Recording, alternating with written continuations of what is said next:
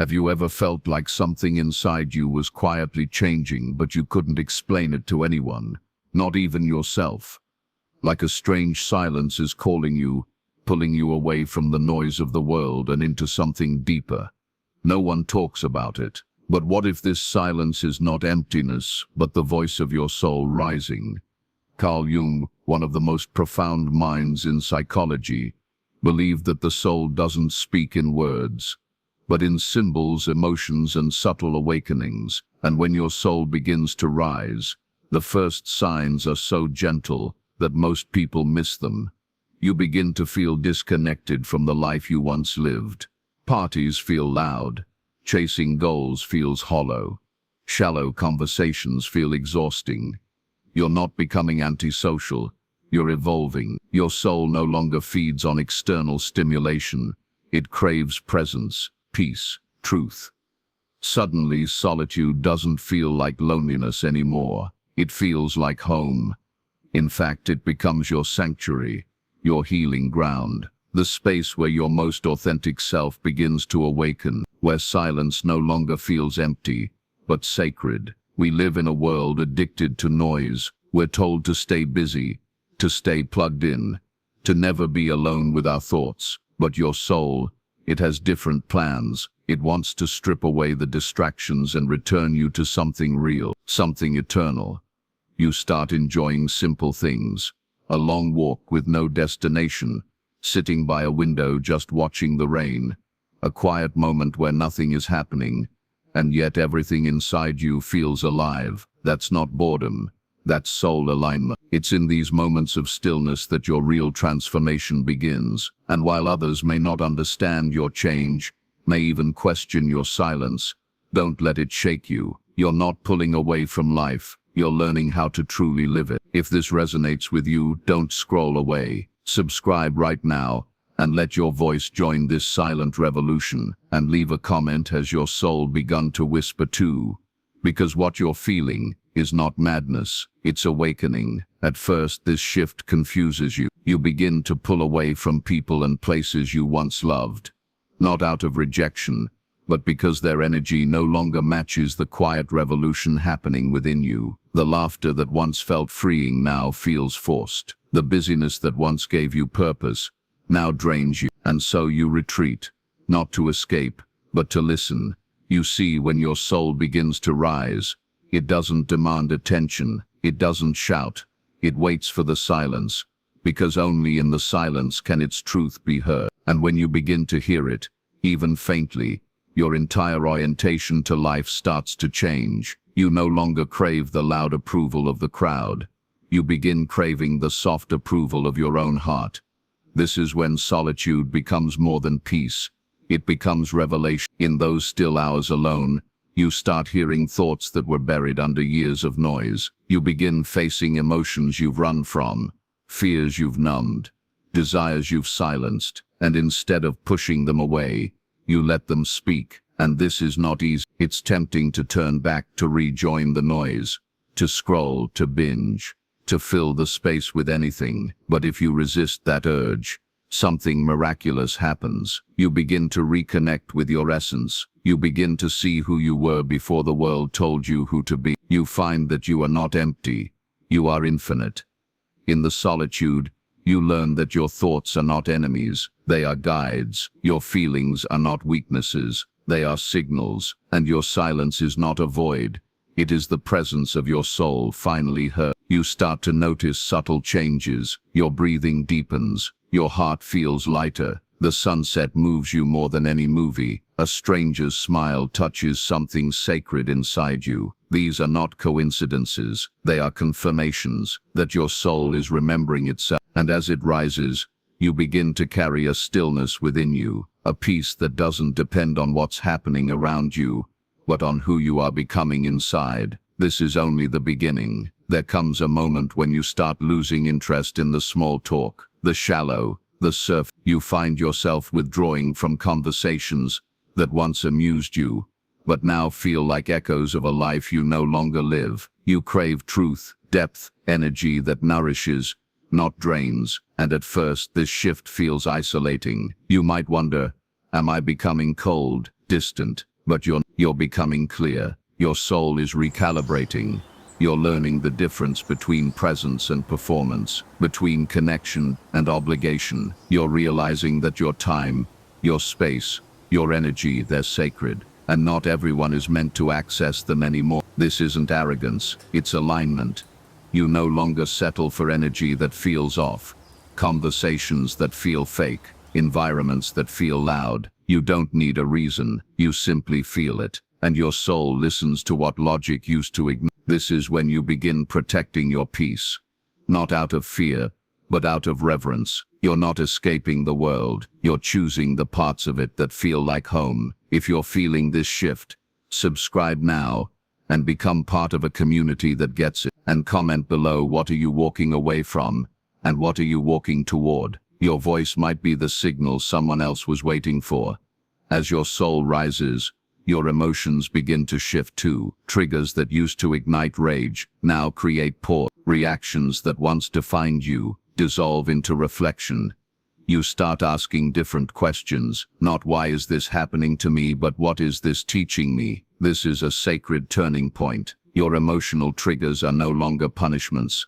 They're invitation. Each one is a mirror, showing you the parts of yourself that still need your attention, your compassion, your healing. Instead of blaming others, you start noticing patterns. Instead of avoiding the pain, you sit with it, you hold it gently, you ask it what it needs, and through this, you transform. You stop seeing emotions as enemies, you start seeing them as messengers. Every discomfort becomes a guide, every tension becomes a teacher. You stop reacting, you begin responding. This is what it means to live awake inside your own life. And the beauty of it all, you begin to free yourself, not by controlling life, but by understanding yourself. Once you stop fearing your emotions, something powerful happens.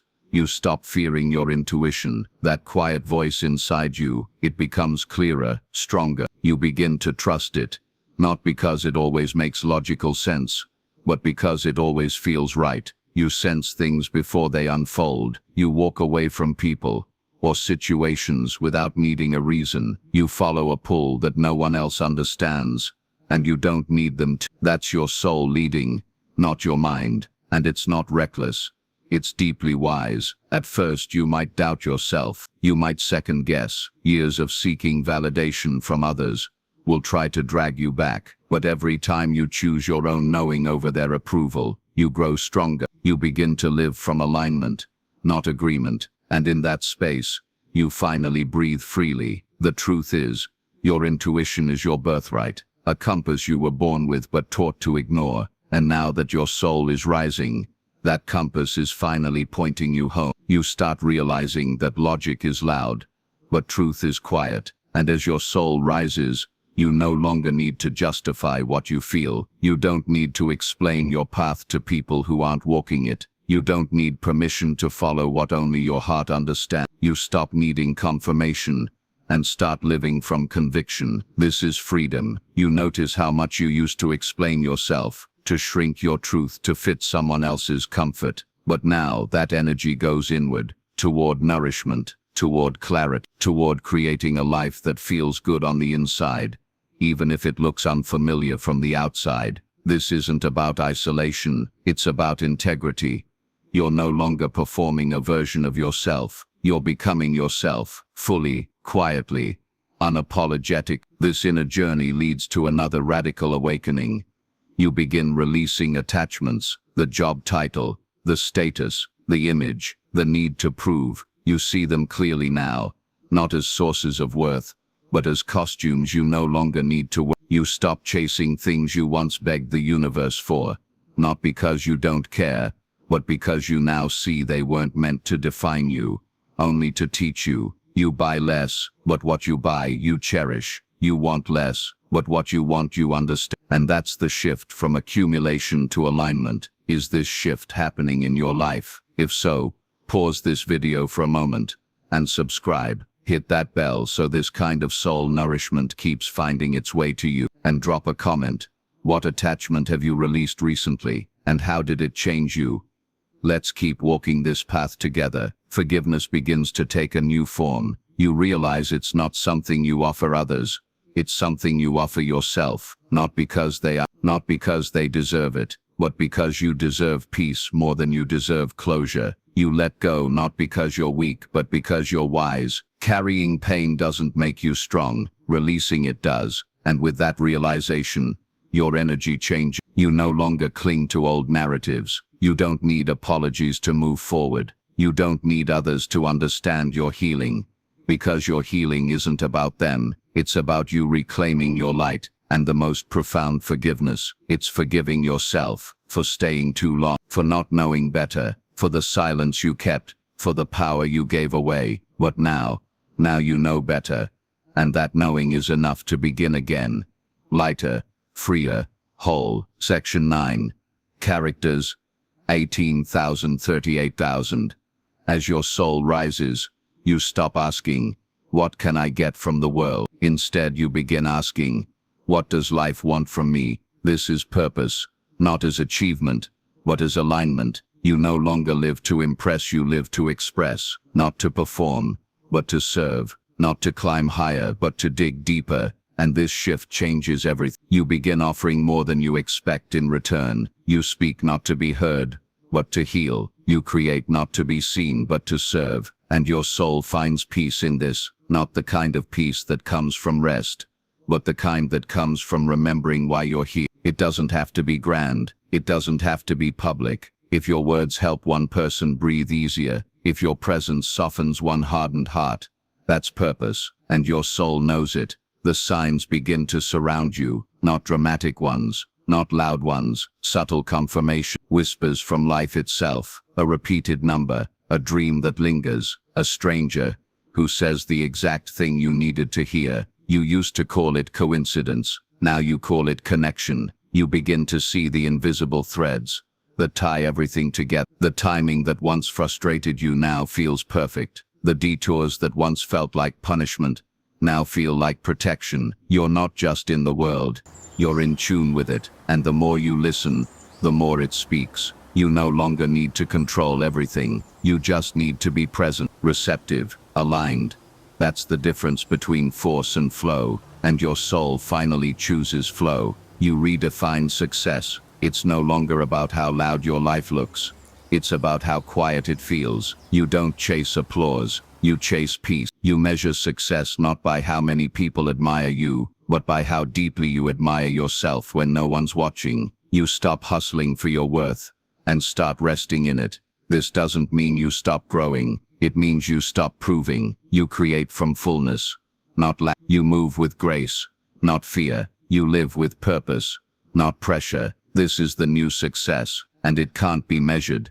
It can only be felt. Eventually you release the need to control. You stop clinging, forcing, fixing. You start trusting, not blindly, not passively, but deep. You begin to live in partnership with life, not against it. You understand that surrender is not weakness, it's wisdom. That letting go doesn't mean you've lost. It means you're finally ready to be carried by something greater. And in that surrender, your soul expands. It doesn't fight the river. It becomes one with its flow. If this resonates, you're not alone. Subscribe now and be part of a community rising from within. Comment below. What part of your life are you learning to surrender? You never know who needs to read your story. Your soul is rising, and the world needs your light more than ever. As the noise fades, simplicity begins to shine. You no longer feel the need to explain your choices. You walk away from arguments, not because you're weak, but because your peace is now priceless. You don't answer every message. You don't chase every opportunity. You choose what aligns. You decline what drains. This is the quiet superpower of a rising soul. You realize that not everything requires your reaction. Not every invitation deserves your. You start picking your moments, your people, your battles, with reverence. And in doing so, you conserve the most sacred currency of all, your energy. You begin to love in a deeper way, not with fireworks, but with presence. You don't love to be seen. You love to understand, to hold space, to witness. And this love isn't performative.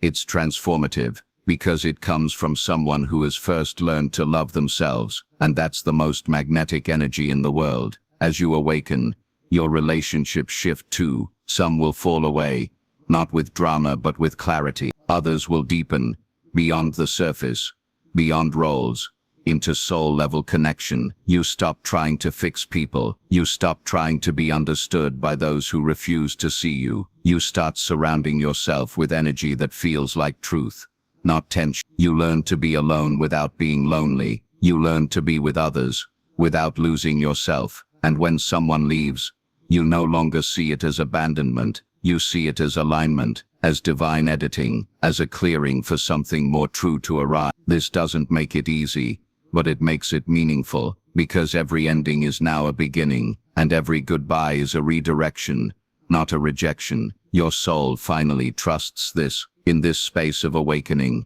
even your definition of healing begins to shift. It's no longer about fixing the broken pieces.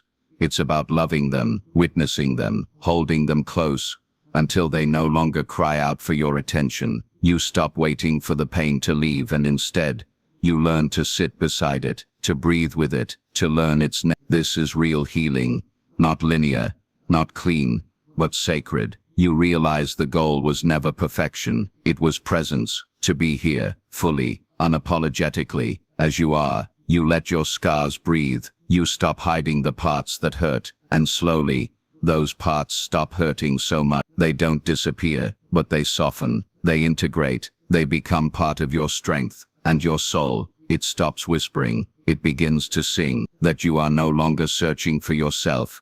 You are living as yourself. You're no longer reacting from fear. You're responding from truth. You're no longer running. You're arriving.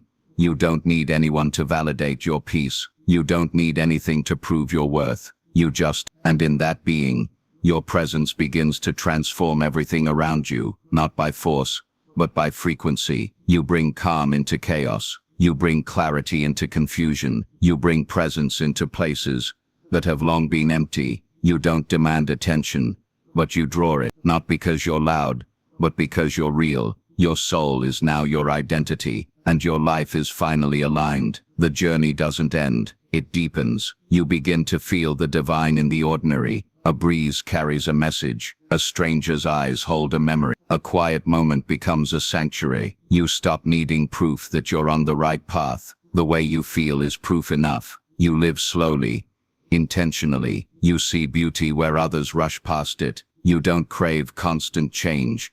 You crave presence in what is. This is wisdom, not born from age, but from awakening. You used to look for signs, now you are the sign. You used to chase purpose, now you embody it, and everything becomes sacred. Even the struggle, even the waiting, even the letting go, especially the letting go. There is a power that emerges when your soul has risen. It's not loud, it doesn't posture, it doesn't seek, it simply is. And from that being, you lead differently, you love differently, you live differently. You inspire not by teaching but by being. You heal, not by fixing, but by holding space. You awaken, not by preaching, but by embodying. People won't always understand your peace. That's okay.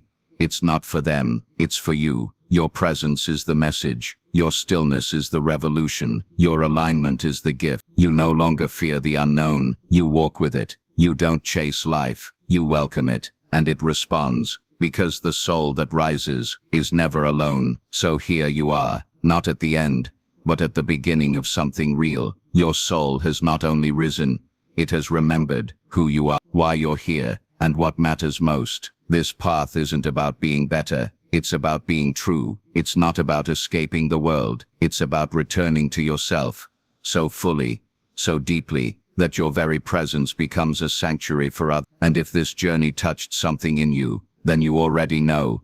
This message wasn't just a video, it was a mirror. Subscribe now, and stay connected to this kind of depth, to this kind of truth, to this kind of community, and comment below what part of you is rising now. Because you're not just watching this story, you are living it, and the world is better because of it.